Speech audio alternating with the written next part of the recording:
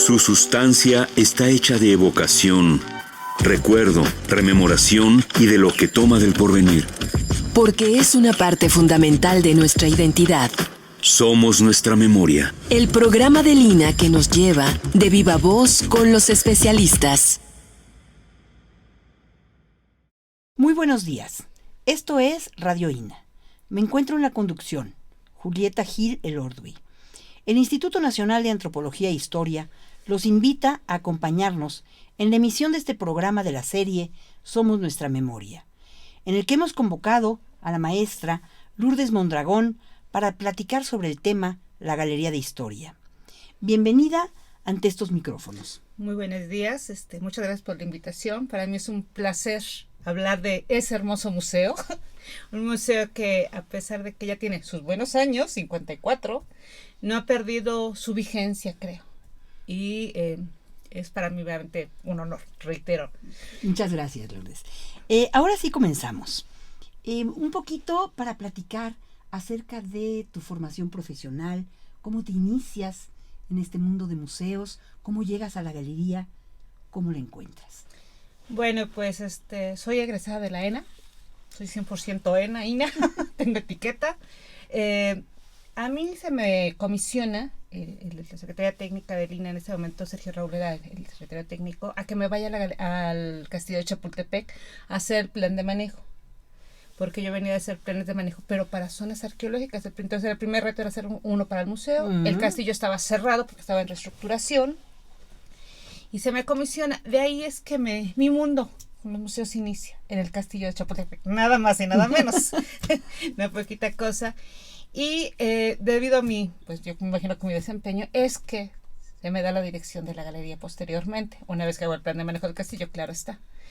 Y me encuentro en un momento muy interesante porque entra la galería en reestructuración.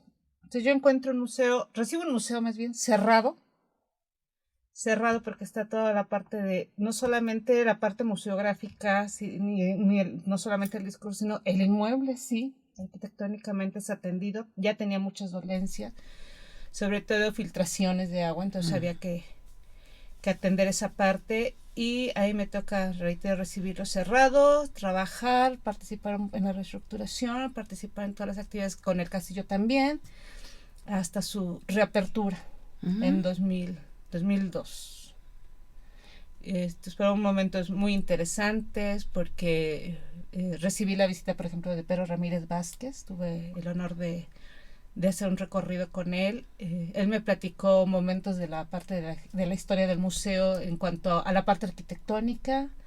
Me platicó un poco de la museografía, por ejemplo, el diorama del fusilamiento de Maximiliano, que me decía él que cuando estaban discutiendo los museógrafos y los historiadores cómo representar ese momento tan difícil de la historia, porque fue un fusilamiento, lo único que decidieron fue solamente mostrar los rifles y los 3 personajes, evidentemente, que iban a ser fusilados, pero no mostrar a la mano, por así decirlo, a la mano que iba a ejecutar ese fusilamiento. Entonces, eso fue muy interesante porque cómo manejaron ese momento fue, creo que me parece que muy idóneo, además de que se trataba de un museo para niños. Entonces, pues es una cuestión bastante complicada.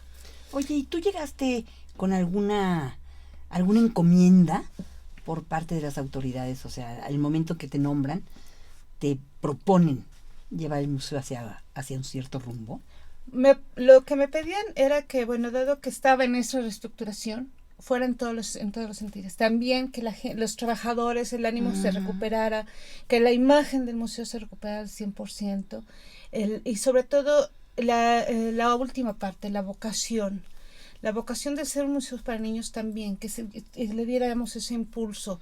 De hecho, la museografía estuvo muy orientada a nuevamente recuperar ese voto a los niños. Por ejemplo, las bancas del museo son niños. Son niños con los brazos abiertos y las piernas también. Entonces digo, todo eso se empezó a cuidar. La misma imagen, el caracol tiene movimiento. porque era esta parte de dinamismo con los niños. Entonces, es lo que se buscaba en ese momento con la reestructuración. Limpiar de elementos que con el paso del tiempo se habían ido pegando las paredes, y dejarlo más libre, que el museo se apreciaran los dioramas, se apreciaran las maquetas, pero también que se pudiera tener esa libertad del espacio. Porque bueno, había otra cosa que es real, cuando hablo de espacio, de liberar también de algunos muebles que no eran originarios del museo, de la idea original más bien, estamos hablando de la parte escolar, la parte donde hay escuelas, hay grupos, entonces había que hacer la visita más rica, más abierta. Entonces eso es parte de lo que de alguna manera se me pide, que cuidemos esa parte, que vea yo esa parte, que atienda esa parte de recuperar su vocación. Yo creo que hay una cosa ahí respecto de la vocación que me parece muy interesante, es de que, lo que te decía, no ha perdido vigencia. Y creo que no ha tenido la suficiente justicia que se merece histórica. Es el primer museo para niños en Latinoamérica. Entonces, y en materia de historia, entonces creo que ahí esa es una cuestión muy, muy interesante como mexicanos. Entonces creo que no se le ha hecho la suficiente justicia.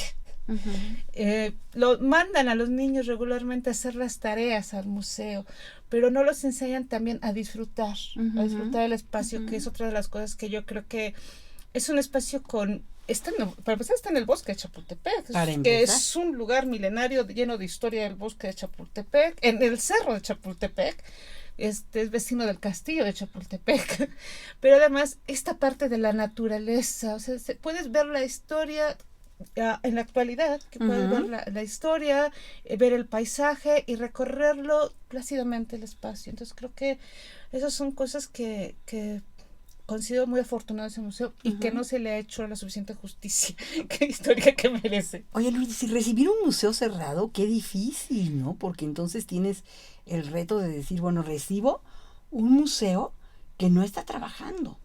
Entonces tengo que organizar todo para que no se caiga, ¿no? Para que los ánimos no se cayeran, los ánimos de todos los que trabajábamos ahí. Hubo un momento que, bueno, he de decirte que mi oficina fue nada más y nada menos que el recinto de la Constitución. ¿Allí? Ahí estábamos la mayoría, si no es que todos los del museo, empapelados, porque además estábamos llenos de papel de este craft, que se llama. Entonces, ahí estábamos todos. Y teníamos, de repente, era hermoso cuando hacía sol, porque nos entraba la luz natural, pero de repente a la noche teníamos unas lámparas ahí todo improvisado. Entonces sí fue muy complicado, porque evidentemente estaba cerrado, no estaba operando, y los ánimos podían decaer. Y más allá de los ánimos también, el poner de repente a las personas de acuerdo para qué era lo mejor para el museo en materia museográfica era muy complicado, en los materiales de entrada.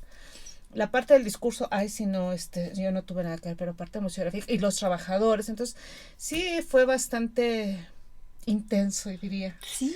Un reto bastante fuerte, pero creo que salimos librados al final. Sí, porque era una reestructuración. Sí.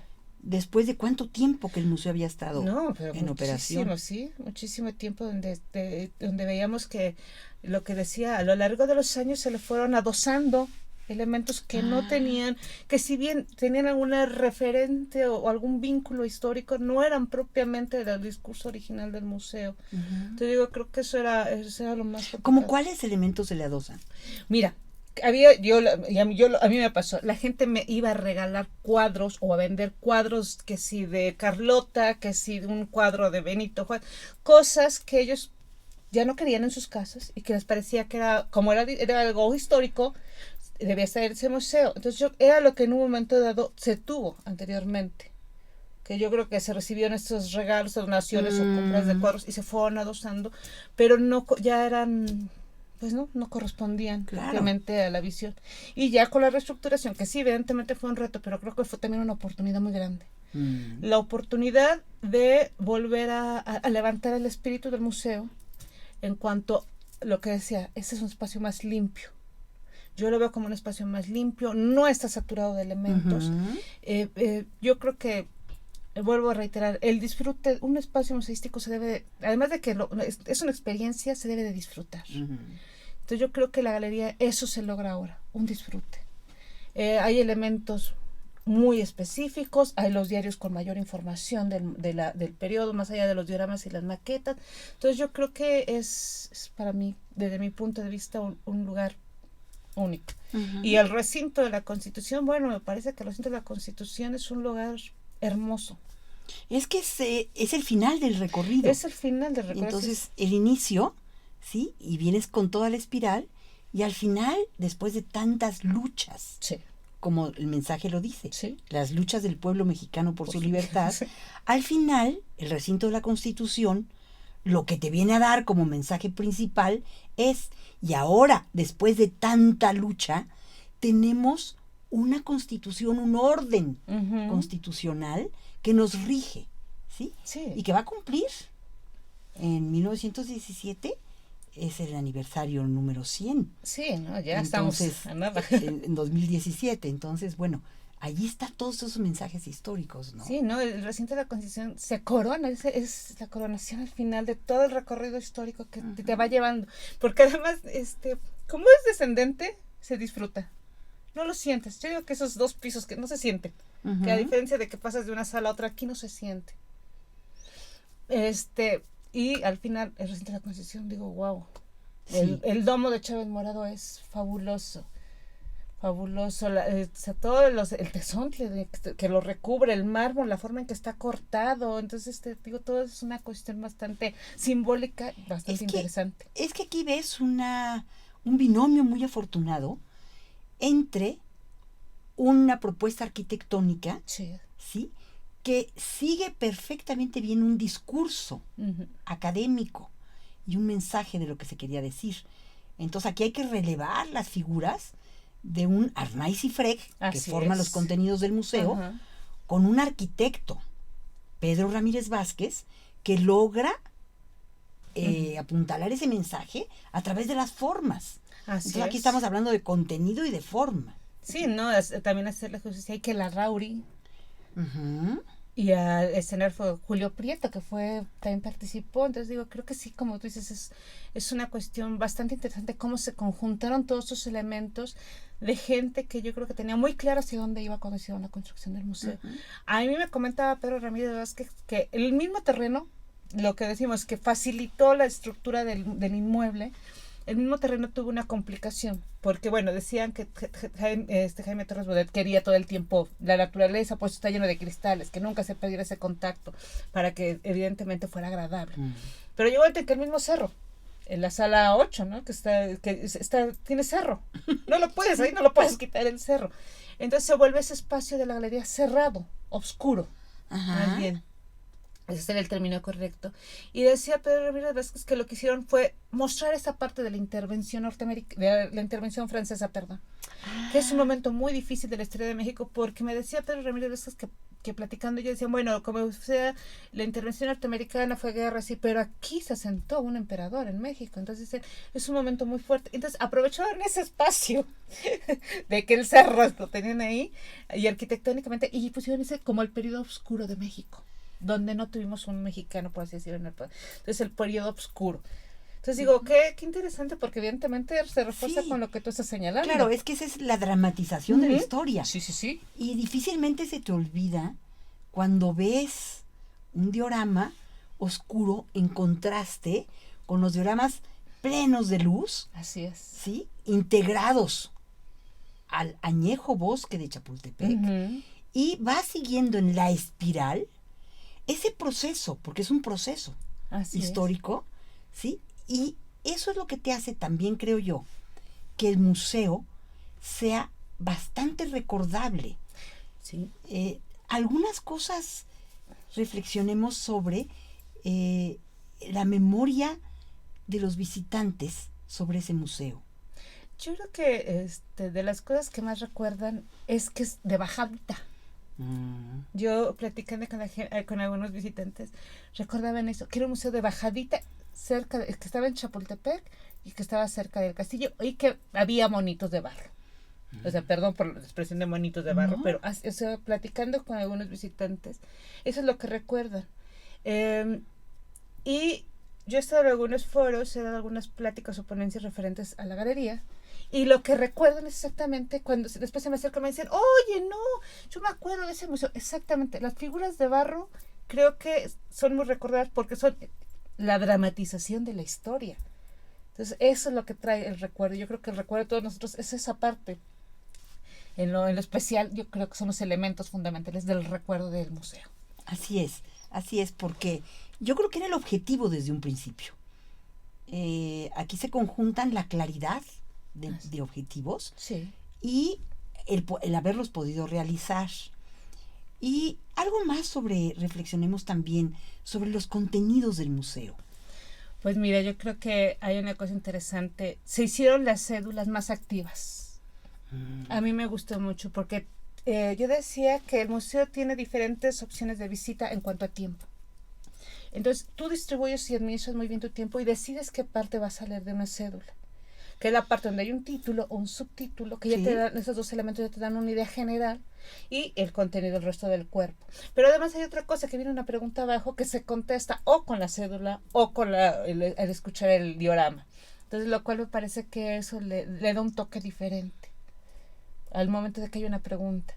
Entonces digo, creo que eso fue un gran acierto en tratar de seleccionar la caja de la cédula de tal manera que presentar opciones para los visitantes. Entonces yo creo que, digo, quien tiene mucho tiempo puede leerlas, porque además hay una gran ventaja, están a buen tamaño, la letra, en buen tamaño se pueden leer, digo, porque la mayoría de veces son tan pequeñas que la gente no permite ni la misma lectura al querer leerlas. Entonces aquí creo que el tamaño de las cédulas, la tipografía da esa ventaja de una lectura ágil.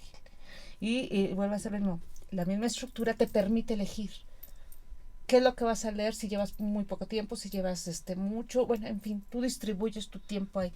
Yo creo que eso es algo muy interesante de cómo mostrar ahora la historia y cómo se está mostrando en un museo. Entonces, me parece idóneo. En cuanto a la parte, bueno, ahorita estaba yo recordando que la batalla de la Angostura, tuvimos que hacer la cédula después de abierto el museo, no. Se nos pasó. No. Son de esos detalles que yo creo que ante tanto agobio, sí, ahorita lo estaba yo recordando. Y bueno, también de las cosas que permitieron la reestructuración, volviendo a esta parte histórica, fue que, por ejemplo, en la batalla de Puebla, las torres del fuerte de Guadalupe, sí, ¿cómo no? Del fuerte. Originalmente estaban. Pero platicando con una asociación que se dedica a esas cosas de militares, me decía, Lourdes, hay un libro de Porfirio Díaz que dice que no, que esas torres no estaban, que Zaragoza las mandó tirar antes de la batalla, porque si se caían durante la batalla, caían del lado de los mexicanos. No. Y le dije, no, pues sí me parece muy lógico. Entonces, las quitamos. Se decidió quitarlas, y porque era muy lógico, pues sí. En la batalla podían tirarlas y en lugar de caer del lado enemigo iban a caer del lado mexicano. Entonces eso fue lo que se decidió, y entonces fueron de los pequeños ajustes que, por así decirlo, que se hicieron a la historia, tratando de dar una visión más apegada a lo que era, y pues bueno, para que se lograran los niños empapar más finalmente de todo lo que se ve en el museo. Es cierto. Y cuéntame, en la reestructuración, ¿se hizo algún proyecto de publicaciones que pudieran sustentar y dar herramientas a los visitantes? Como tal, no, publicaciones no. Lo que sí se decidió en este afán de que se disfrutara el espacio y además de cuidarlo, porque lo que decíamos, la tinta de la pluma que cae al piso, o sea, genera daño al piso. Las plumas, pues los muros son blancos. Entonces lo que se decidió para que los niños disfrutaran es hacer el cedulario de manera, todas las cédulas, en un librito. Un librito cuyo costo era una cuota de recuperación nada más de la impresión, pero así el niño podía adquirir el libro económico, que eran 5 pesos o 10 pesos, una cosa así, y llevarse todas las cédulas. Entonces ya se llevaba la tarea a la casa, y ya podía disfrutar el museo.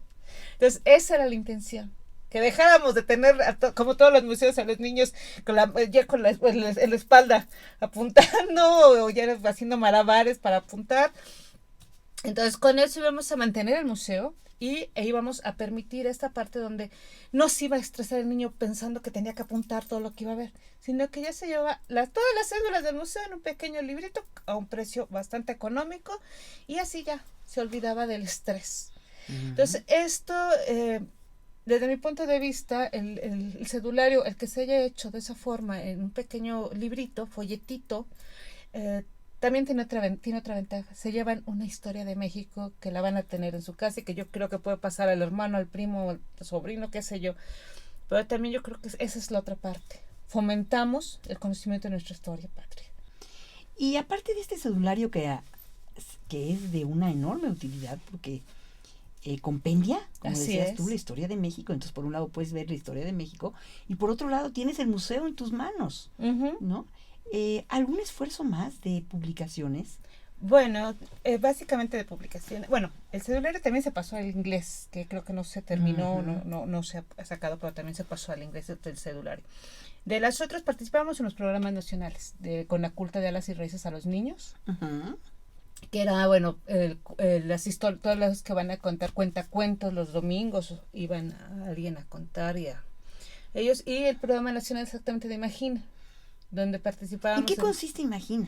Imagina es una serie de museos que aceptan participar, nos dan material, se nos daba material para que un niño podía iniciar ahí su recorrido de varios museos e iba juntando sellitos, como quien dice. Después de visitar cada museo le damos su sellito. Y al final recibía alguna camiseta, recibía algo por el haber recorrido los museos. Y sobre todo son programas de verano, durante vacaciones, para fomentar exactamente la visita a los recintos museísticos. Y con ello, pues, abrir un poco más el espectro de las actividades que los niños pueden tener y no solamente estar en casa. Entonces, eso trataba el programa de Imagina. Y si era, perdón, algo que verano con verano se fomentaba y era una red de museos que básicamente se elegían por las proximidades. Ah, ya por el entorno. Sí, el entorno, sí, se elegían quienes podían participar y los niños iban haciendo ese recorrido y al final iban juntando sus sellitos para obtener una playera o una cachucha, algo que pues premiara su esfuerzo. Y en tu estancia en el museo, ¿observaste, por ejemplo, que la gente regresaba, que la gente, que el propio arquitecto Ramírez Vázquez visitaba el museo? ¿Cómo era esta retroalimentación en el museo? Mira, lo que hice fue revisar así que recogíamos las quejas y sugerencias que por instrucción gubernamental teníamos que tener, que es el órgano interno de control nos ponía para ver cómo estábamos funcionando. Yo las recogí y las revisaba, todas las leía. Y cuando eran de niños, a todos les respondía, a todos les mandaba un correo. Y en ese correo era, te invito a que regreses. Y si tú regresas, vas a tener una sorpresa. Y sí, yo tuve una amiguita, nunca la conocí a la niña, nunca coincidíamos. Pero ella un día llegó muy contenta al museo porque yo le había escrito, le había mandado un mail y le había invitado a que regresara. Entonces estaba el jefe de museografía. Y él lo que hizo rápidamente fue ir a la tienda, pedir una cachucha y regalársela a ella por haber regresado. Entonces, esa niña al menos llegó a ir 3 veces más. Ahorita no recuerdo ya el nombre. Pero es lo que hacía yo. Trataba de escribirles y motivarlos a que regresaran. Llegamos a tener algunas exposiciones temporales muy pequeñas, pero también se les invitaba. Se les invitaba a que fueran a esas exposiciones temporales. Entonces, fueron de las cosas que traté de generar como fomento a que regresaran, a que recordaran. Porque evidentemente la otra parte es que la museografía no se cambia. Evidentemente no tenemos los objetos hermosos que puede tener Castillo. Entonces, eso también era otro reto importante, el que regresara. Hoy creo que es el reto que todavía lo tiene. Sí, porque en realidad nació con 53 dioramas hace 55 años, que son los mismos que tiene ahora. Así es. Y que maneja ahora. Y que cubren un siglo completo, todo el siglo XIX, que en realidad es la conformación de la nación. Entonces, con esos dioramas sí, funciona en la actualidad. Y ahí es donde la pregunta surge, ¿no? ¿Cómo renovar ese museo? ¿Cómo proyectarlo hacia el futuro? ¿Sigue vigente? ¿No sigue vigente? ¿Qué reflexiones podíamos hacer? Mira, yo creo que evidentemente tú lo dices, está con sus mismos dioramas, ¿no? Lo cual es un reto muy grande. Yo creo que aquí tenemos, los custodios tienen un papel fundamental, el Departamento de Servicios Educativos. ¿A qué me refiero con esto? En alguna ocasión estábamos los trabajadores preguntando sobre la Revolución Mexicana e invitamos a una historiadora que nos fuera a hablar de la Revolución Mexicana. Entonces, esto nos permitía, o permite finalmente a la gente capacitarse sin necesidad de grandes cosas. Y esta capacitación, estos conocimientos que adquieren cuando va un especialista a hablarles de un tema en específico, yo creo que les permite, o lo tendrían que estar haciendo, es establecer contacto con el visitante y que más allá de lo que están viendo, él proporciona información que no está ahí, que no está escrita, que no se puede ver. Yo creo que ese es uno de los retos más grandes que tenemos. Es por ahí podemos decir que es la actualización a través de las personas. Porque evidentemente los diagramas pues ya están. Yo creo que ese sería uno de los retos más grandes. Y no sé, la parte del braille, seguirla fomentando, que me parece fundamental. De invidentes. Sí, me parece que ese grupo de personas también debe de estar templado. En fin, o sea, yo creo que eso es. Y las actividades que invitan a los niños a seguir haciendo piñatas, pero con un significado, conociendo el significado de hacer una piñata, o lo de la celebración de muertos, conociendo los significados. Yo creo que esa es la posibilidad que tiene el museo, darle esa parte a los niños, esa parte de historia que no está ahí puesta, darles algo más, sin que se pierda la vocación del museo y se vuelva un centro. Claro, ¿no? Es que nace precisamente con esos objetivos tan claros, sí, dentro de un enorme proyecto educativo que implicó la creación de museos, implicó el libro de texto gratuito. Los desayunos escolares. Los desayunos escolares. Así es. Tuvo que ver con la construcción de escuelas en ese mismo momento. Entonces era un proyecto integral, muy bien pensado, que se logró realizar. Sí, y dentro de ese proyecto educativo, los museos jugaron un papel esencial, ¿sí? Y si podemos hablar un poquito de ese papel que juegan los museos dentro de ese enorme proyecto y lo que ahora, ¿sí?, necesitamos para proyectarlos y que vuelvan a ser tan innovadores como fueron en su creación. Así es, yo creo que exactamente el papel que jugaron fue fomentar la parte de los símbolos de identidad nacional. O sea, Jaime Torres Bodet tenía muy claro hacia dónde iba, porque él fue el cerebro detrás de todo esto. Creo que fue muy claro. Y los museos, eso fue lo que nos empezaron a los mexicanos, desde mi punto de vista, claro, digo, alguien podrá no estar de acuerdo con lo mío, pero yo creo que era, vean lo que tienen, obsérvenlo, conózcanlo, lo cual es real. Uno cuando mexicano va al museo de antropología ve una serie de cosas que nos hablan de nuestro pasado y de dónde en un momento venimos y hacia dónde podemos ir caminando, con un pasado, no a cuestas, pero sí un pasado que nos permite tener anclaje histórico. Por otra parte, los museos son la ventana, nuestra ventana al mundo. Yo creo que, digo, vayas Teotihuacán y el Museo de Antropología, con eso tenemos para ver qué es lo que realmente los visitantes recuerdan de México, ¿no?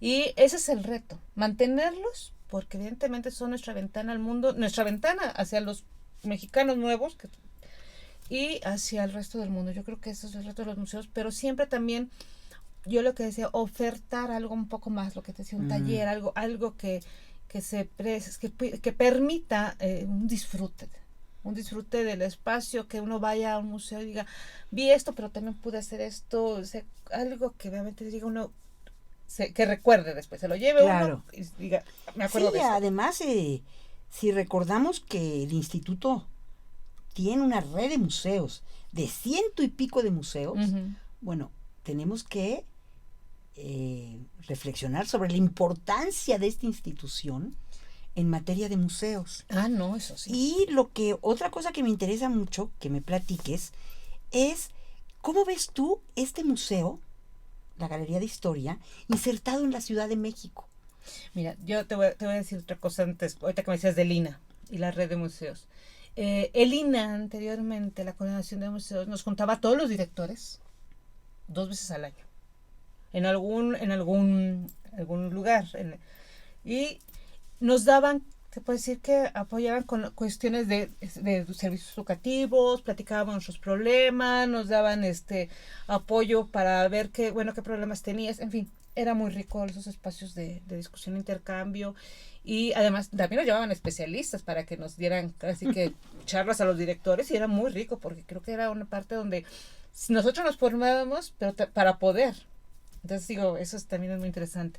Por otra parte, volviendo a tu pregunta inicial, ¿cómo veo la galería en la Ciudad de México? Pues yo reitero lo que te dije en un momento dado, es que está en el bosque de Chapultepec. No tenemos, para llegar es el metro.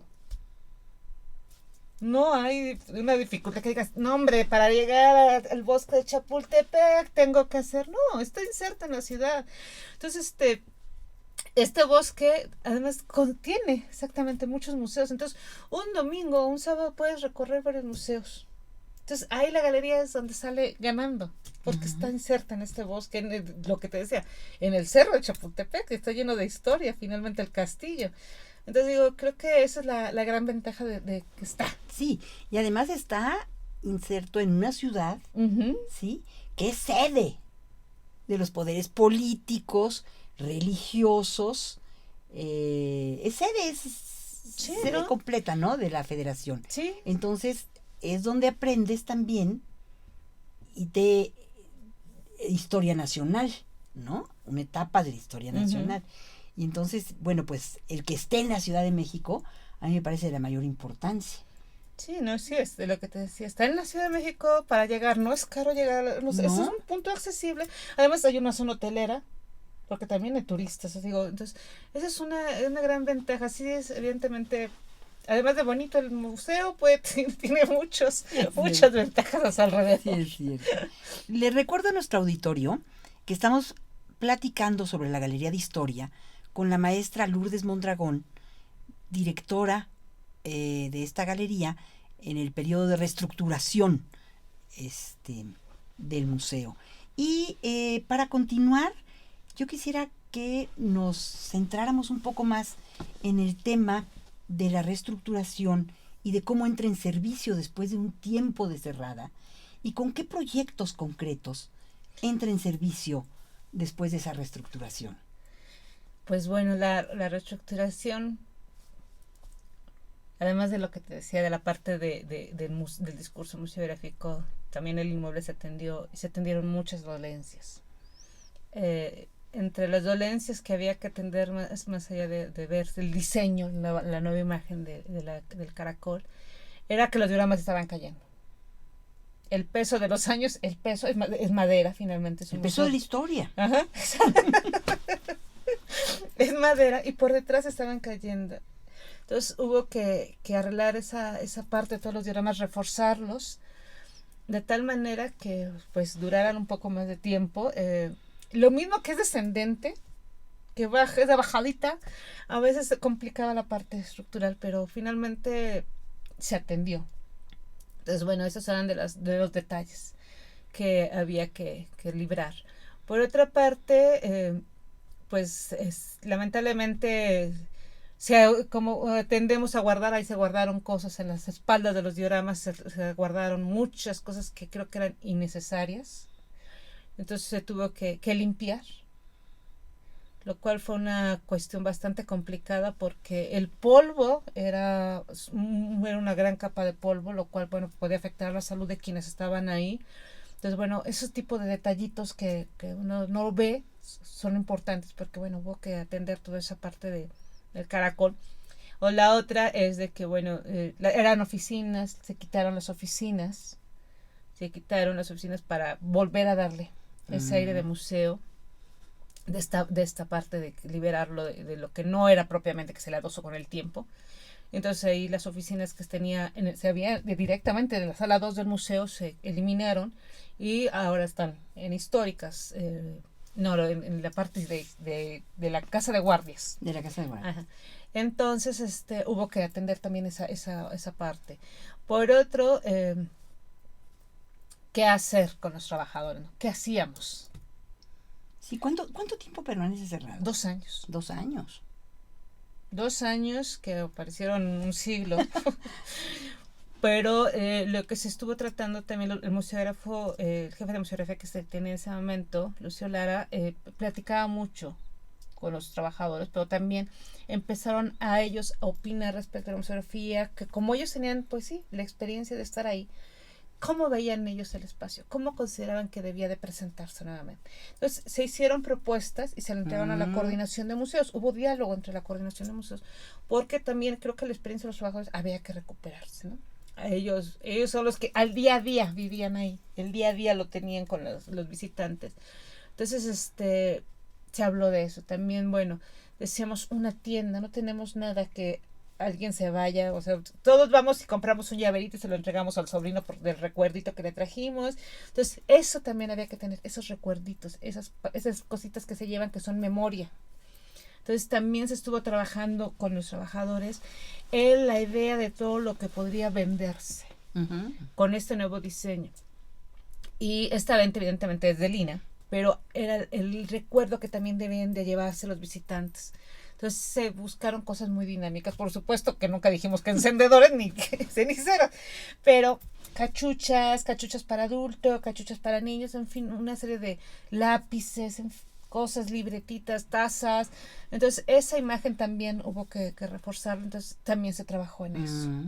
Sí, fue una labor de la distribución bastante amplia, bastante ardua, donde intervinieron mucha gente. Entonces constantemente teníamos recorridos por parte de la coordinación de museos o de algún funcionario de Lina para ver cómo iba.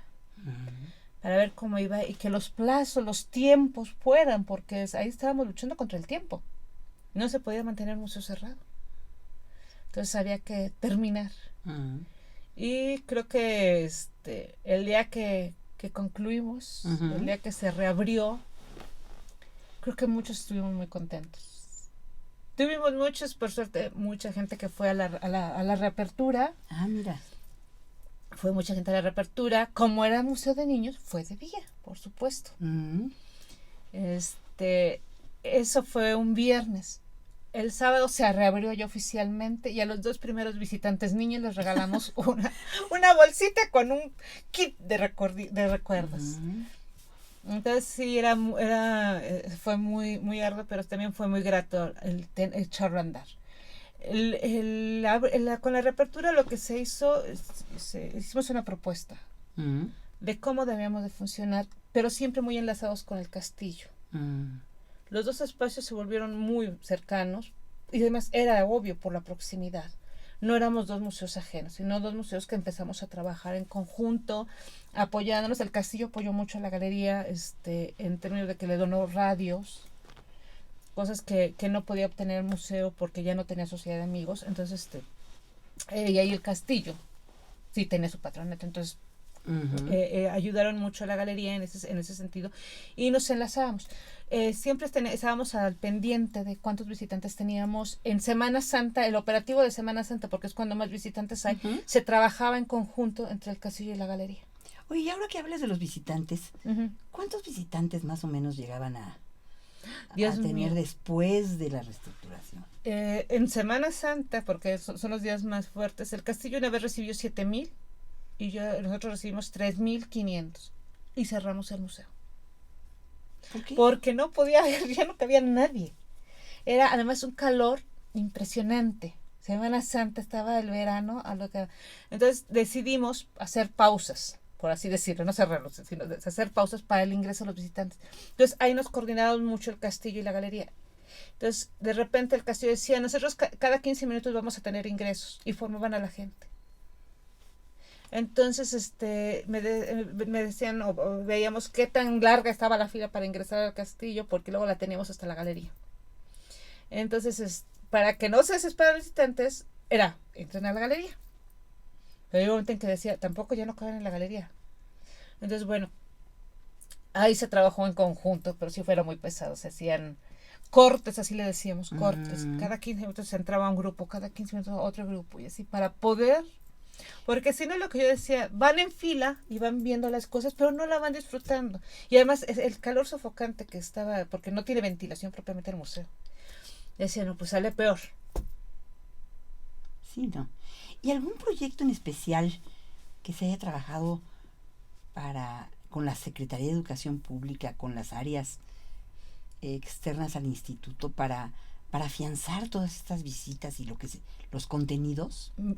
Al respecto, trabajé con Alas y Raíces y con la CULTA, con el programa de Alas y Raíces, y también con una subdirección, ahorita no recuerdo el nombre de la subdirección, para el braille, para los débiles visuales. Me enseñaron cómo deben ser las cédulas, cómo se deben de hacer. Tuve la visita de un débil visual que fue a hacer la visita para enseñarme cómo en un momento dado tenía yo que dirigirme a las personas, cómo tendrían que capacitarse el personal para hacer las visitas de los débiles visuales. Fuimos al Templo Mayor, donde hay un programa ya, hay cédulas. Fuimos todos los trabajadores al Templo Mayor a recorrer el museo. Y del lado de la galería se hizo el proyecto, se eligieron dos dioramas para que se reprodujeran y fueran para débiles visuales. Se hicieron varios diseños, varias maquetas, varias pruebas para ver cómo podía funcionar. Los muñecos de barro, ¿dónde los hacíamos? Pues en Metepec. En Metepec fuimos a hacer los muñecos, llevamos unos muñecos que teníamos ahí guardados y nos dijeron, sí, se los hacemos, nos los hicieron para que pudiéramos poner dioramas especiales para el braille. Yo creo que ese programa lo considero muy, muy importante porque vuelvo a reiterar, se incluye a toda la población, no es excluyente, al contrario. Y permite también un disfrute a otro tipo de público de lo que es un museo. Entonces yo creo que el braille fue lo más fuerte. Todas las cédulas se hicieron. Después se tenía la idea de que todos los dioramas se iban a hacer, iban a tener un mecanismo que se expulsara al contactar, se expulsara y tuviera una cédula. Entonces era un proyecto enorme. Pero ahí otra vez volvemos al problema de que es madera. De que es madera y que no se pueden hacer cosas tan sencillas. Todo el mundo dice, pues es madera, sí, pero requiere su estrategia y su técnica para que esto pudiera hacerse, adecuar el inmueble propiamente. Entonces, pues bueno, eso fue el proyecto que dejé, con el que trabajé, que me ayuda gente de Conaculta a poder diseñarlo. Entonces creo que eso es algo muy, muy interesante también. Ahora que vi los dioramas, me parece, dije, no, pues es genial que estén ya con braille también, me parece. Y además el lugar donde están muy bien ubicados, todo, digo, no, pues es muy grato, muy grato. Oye, Lourdes, si tú regresas al museo, ¿has regresado? ¿Tienes la inquietud? He regresado. He regresado por gusto, porque a veces he tenido que ir al castillo a algún evento, algo, y pues aprovechar.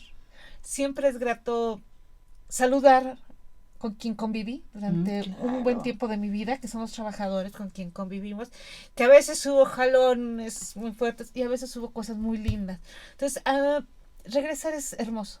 Yo cada que regreso a ese lugar digo, pues realmente sí, es delicioso el bosque, el recorrido, la limpieza, la amplitud del espacio. Eso es increíble, los espacios de ese museo, ¿no? ¿Y has tenido experiencias de alguien que haya visitado el museo y regrese a visitarlo, del público? Pues yo creo que sí.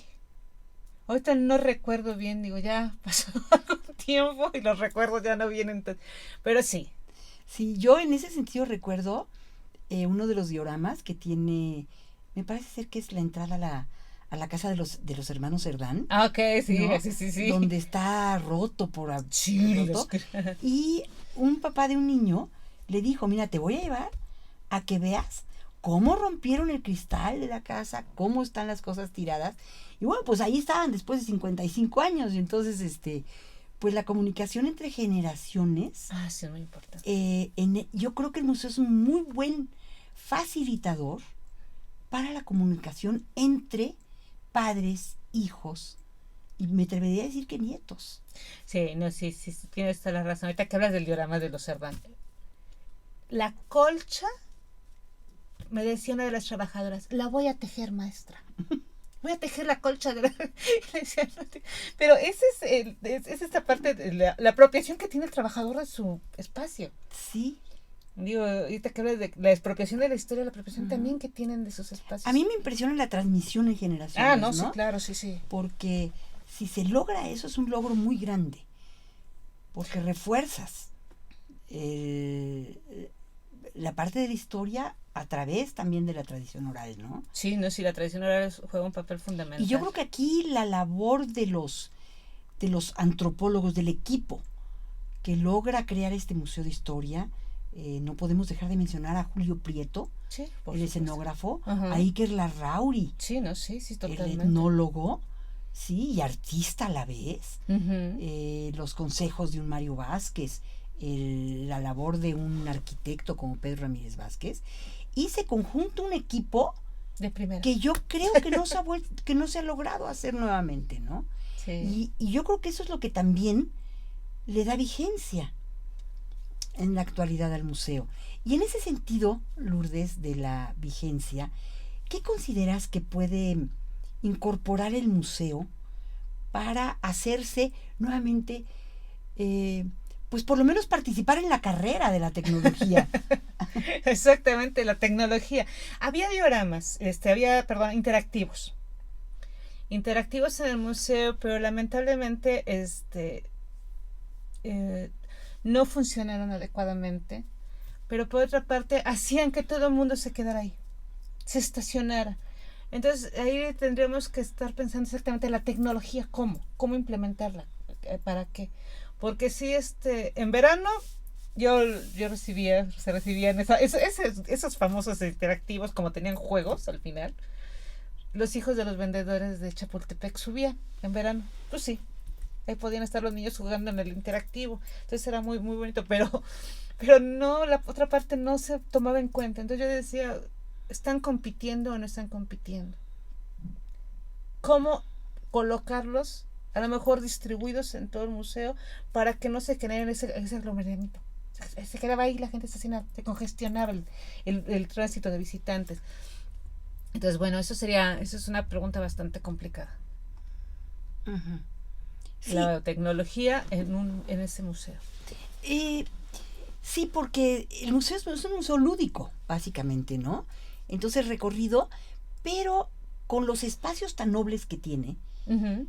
Yo estoy convencida de que incorporar las nuevas tecnologías y tener, no nada más aquí, sino compartirlo con el mundo entero, ¿sí? El conocimiento que brindan esos espacios puede ser afortunado, porque como tiene tales espacios tan grandes, no va a ser una cuestión invasiva. O sea, se quedan esos espacios, pero brindas esa alternativa, uh-huh. sobre todo al público joven. Y formas nuevos uh-huh. públicos a través de la tecnología. Sí. Y entonces el museo sale, se proyecta y brinda nuevas alternativas. Fíjate que una niña me dijo que ¿por qué no se movían? Los muñecos, ¿por qué no se mueven? Entonces yo de repente digo, pues es muy buena pregunta. Ajá, estaba viendo un diagrama y me dijo, ¿por qué no se mueven? O sea, ella haciendo esta expresión que estoy haciendo de mover las manos, de que se movieran. Por ejemplo, Hidalgo cuando da el grito, cuando convoca el grito, que ¿por qué no se movía? Y decía, no, pues es que es una figura de barro. Y entonces como que fue una desilusión. Querían que los muñequitos se movieran. Uh-huh, uh-huh. Entonces digo, bueno, eso sería algo que no se pudiera hacer. Uh-huh. Pero pues sí. en esa trayectoria y en ese camino. Sí, pero en el tener que tú dices, formar nuevos públicos. Uh-huh, y más que nada los niños que son los que te cuestionan, los niños son los que están pidiendo o en un momento dado exigen. No, y además la vocación del museo uh-huh. y la definición es de los públicos jóvenes. Totalmente. Y de los públicos infantiles. Entonces, el poder proyectar, ya todos están uh-huh. inmersos en este mundo, carrera, ¿no? Sí, totalmente. Del piquete, digo yo, ¿no? Sí, entonces, inmersos en este mundo, pues hay que brindarles esas alternativas. Entonces, bueno, ese es el camino que... El reto. El reto y el camino que el museo debe tomar, ¿no? Y después de esa reestructuración, bueno, la apertura del museo debe haber sido fascinante, ¿no? ¿Y cómo fue esa reapertura? ¿Cómo fue esa inauguración? ¿Quiénes fueron a la inauguración? ¿Quiénes dieron los discursos? ¿Cómo recibió el público ese nuevo museo? Bueno, pues la reapertura fue era algo que todo el mundo, yo creo que lo esperábamos ansiosamente. Ansiosamente esperábamos cómo iba a ser. Recuerdo que como era museo de niños fue de día, fue a las 12 del día. Y recibimos afluencia de mucha gente que se invitó. Asistieron, tuvimos muchos invitados. En ese momento era el director general Sergio Raúl Arroyo. Él fue el que fue a abrirla, a darle el banderazo nuevamente, a cortar el listón. El secretario técnico era Moisés Rosas. También asistió. El secretario administrativo era Luis Armando Asa. También asistió. El coordinador de museos era José Enrique Ortiz Lanz. Estuvo con nosotros. Y el director del Castillo de Chapultepec, del Museo de Historia, era Luciano Cedillo, y que también ellos conformaron el podium, el presidium, perdón. Y ellos cortaron el listón, exactamente lo pusimos en la puerta de Chávez Morado. Ah, qué bonito. De Chávez Morado, y ahí se abrió nuevamente, nada más y nada menos que abriendo la gran puerta de Chávez Morado. Entonces, fue una cuestión muy, muy, muy padre, porque bueno, en ese momento ya recorrían más personas el espacio que había estado cerrado en un momento dado. Entonces, fue muy, muy bonito. En mi equipo trabajaban conmigo, en ese momento la administradora era Valentina Maxil. El museógrafo, el jefe de museografía era Lucio Lara, y el jefe de seguridad era Víctor Ortega, Ogas, perdón, ya. Entonces, con ellos me apoyé en un momento dado para este proceso de reapertura, porque bueno, finalmente el museo estaba listo, por así decirlo, para recibir, pero nos enfrentábamos a que ahora era otro. Pero bueno, la expectativa nuevamente sobre la reapertura fue muy grande. Muy grande, porque el reto era ahora estaba un museo diferente. ¿Y quiénes hablaron para esa reapertura del museo? Habló Sergio Raúl Arroyo. ¿Y te acuerdas de algo? Yo recuerdo que Sergio comentó el compromiso de ese museo con la sociedad. Exactamente. Que era el museo tenía que reestructurarse. El cierre fue algo que pudo haberse lamentado mucho, cuestionado mucho, evidentemente. Pero él decía que ese museo el INA tenía un compromiso con la sociedad, y era a través de ese museo y a través de volverlo a poner en funcionamiento adecuadamente, dignamente, que es lo que decía él. Entonces, yo recuerdo que fue enfático en señalar el papel histórico del museo, lo que hemos nosotros señalado, el papel por la historia que guarda y que exhibe. Entonces, él dijo que era un compromiso, que ya no se podía dar marcha atrás cuando se cerró. Pero que la reapertura era una oportunidad nuevamente de darle al pueblo mexicano algo que era de ellos, que es el museo. Entonces fue muy, muy, muy bonito. ¿Y cómo recibió el público la apertura de este museo? El equipo estuvimos siguiendo, se puede decir que durante 2 semanas que estuvo, las 2 semanas que se cumplió, que estuvo abierto, estuvimos observando cómo retomaban el espacio. Y era grato lo de las sonrisas y los gestos. Durante los recorridos yo a veces me acercaba a las personas y les decía qué opinaban, qué les parecía. Y está muy bonito, muy interesante. O sea, eran gratas las palabras que recibía del público. Entonces, yo trataba también de explicarles algunas cosas para que sintieran mayor apropiación del espacio. Entonces, pues bueno, eso fue muy grato, sí, fue muy grato la reapertura, y fue muy grato cómo el público lo recibió. Además se innovó en otra cosa, el museo abre los 365 días del año. Antes no se abría el 25 y el 1 de enero, entonces en la actualidad ya se abre, y de hecho el 1 de enero un señor nos felicitó, porque dijo que mientras todo está cerrado, que al menos él tenía dónde ir, que era a Chapultepec a recorrer un museo. Entonces digo, y qué bueno que no habíamos olvidado que había gente que le gustaba hacer cosas el 1 de enero. Entonces digo, bueno, eso fue algo también muy, muy curioso, un dato muy curioso. Pues qué bien que la gente recibe un nuevo, porque era prácticamente un nuevo museo. ¿Y cuánto dura la reestructuración? O sea, dura 2 años. 2 años dura cerrado el museo, y lo que dije hace un momento, críticas, evidentemente hubo críticas porque se iba a cerrar. ¿Y de qué fecha aproximadamente. Exactamente, no recuerdo cuándo se cerró, porque ya lo recibí cerrado. Pero se quería abrir el día que cumplía años, en noviembre. Pero debido a una serie de detalles que, bueno, pues siempre los tiempos son, a veces no se salen algunos detallitos, se abre en diciembre. Se abre en diciembre porque además venían vacaciones. Entonces digo, teníamos que tener ese espacio también activo, no podíamos ya seguir guardando. Entonces se abre en diciembre el museo. De hecho, en la reestructuración hubo un elemento que lamentablemente ya no se puede recuperar, que eso me lo dijo Pedro Ramírez Vázquez, el famoso muro llorón. El muro que corona la cúpula de Chávez Morado, que pintó Chávez Morado, del domo, ese muro lloraba, escurría agua, salía agua, pero debido al tipo del agua de la Ciudad de México, pues terminó afectando a la piedra y empezó a generar las filtraciones. Entonces él me decía que para volver a activar el muro llorón había que poner una planta de tratamiento. Entonces lo que iba realmente, pues No, imagínate. por un muro no lo iban a hacer. No. Entonces eso fue uno de los elementos que no se pudo recuperar, el muro llorón. El resto del inmueble se recuperó apegado al diseño arquitectónico original. O sea, se atendió todo lo que era necesario. Originalmente todo el museo en la parte superior era pasto. Se eliminó una parte de ese pasto y se puso un camino para que los visitantes por ahí se dirigieran, porque también había una cuestión de seguridad. Son 2 pisos, entonces había que proteger, porque la gente pues sí ve se le podía asomar y podía haber un accidente. Entonces ahí también se trató de cuidar esa parte de seguridad dentro de los planes de la reapertura, estuvo eso.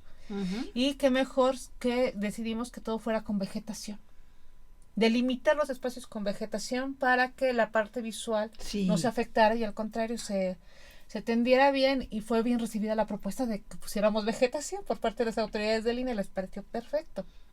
Estando en un bosque recuperábamos con un tipo de arbolito que crece como arbustito muy muy bonito, muy mono, pero además rosales, que los rosales son hermosos, pero también tienen espinas.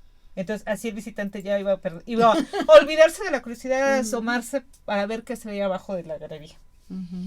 Sí, pues, y algo, el arquitecto Pedro Ramírez Vázquez visitó esta reestructuración del museo. ¿Algún comentario que que te acuerdes? Yo recuerdo que cuando fue me tomó del brazo y me dijo, vamos a caminar. Entonces, recorrió todo el museo.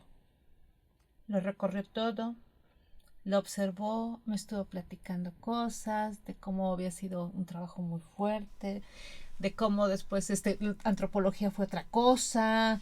Entonces estuvo platicándome eso y me platicó exactamente de lo del problema de cómo, más bien no el problema, sino el reto del contacto con la naturaleza, el cómo hubo un equipo que se llevó bien y trabajó, cómo hubo jóvenes que se incorporaron para hacer algunas tareas, pero fue muy grato recorrer el museo del brazo de él. Sí.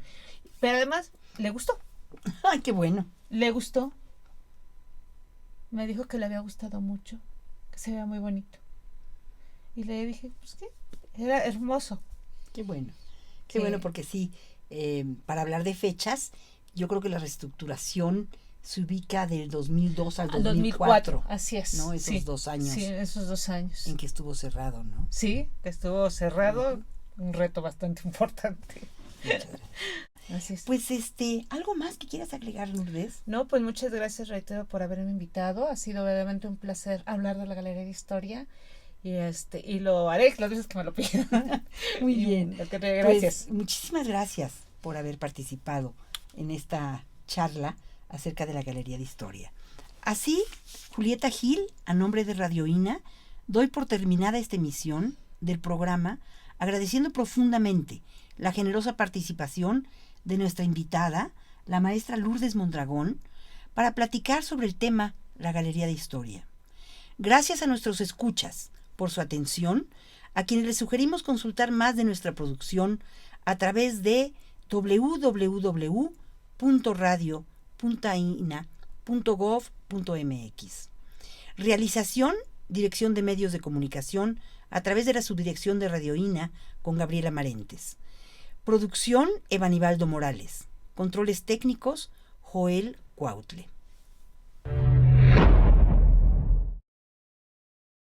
Las opiniones y comentarios aquí expresados son de entera responsabilidad de quienes proporcionan la información y no representan necesariamente las opiniones de Radio INA ni comprometen el pensamiento editorial del Instituto Nacional de Antropología e Historia.